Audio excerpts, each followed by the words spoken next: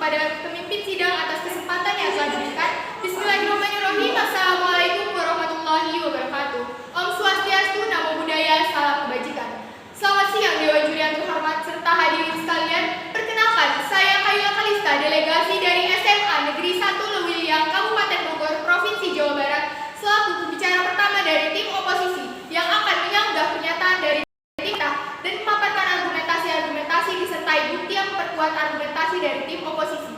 Dewan Juri yang terhormat, sebelum memasuki sanggahan dan argumentasi, saya tegaskan bahwa saya selaku pembicara pertama dari tim oposisi dengan lugas menyatakan bahwa saya sangat tidak menyetujui mosi yang menyatakan bahwa pejabat pemerintah dilarang menggunakan pengaruh media sosial influencer dalam mensosialisasikan kebijakannya.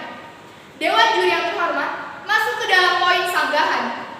Tim pemerintah menyatakan bahwasanya influencer hanya terfokus pada massa yang banyak dan tidak ada diskursus. Padahal menurut data dan fakta yang terjadi di lapangan, banyak sekali influencer yang berlatar belakang aktivis dan mempunyai integritas yang tinggi. Artinya, pun mereka tidak betul-betul memahami kebijakan pemerintah, tetapi mereka tetap mengerti dan mengetahui data-data yang valid yang beredar di media sosial.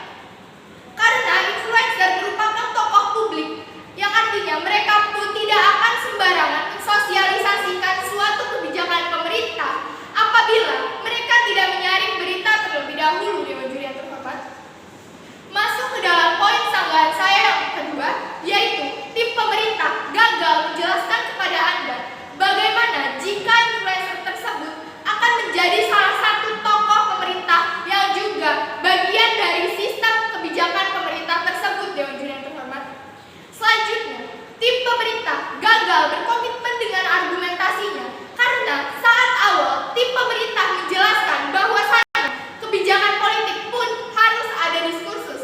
Namun pada kesimpulan akhirnya tim pemerintah menyatakan bahwasanya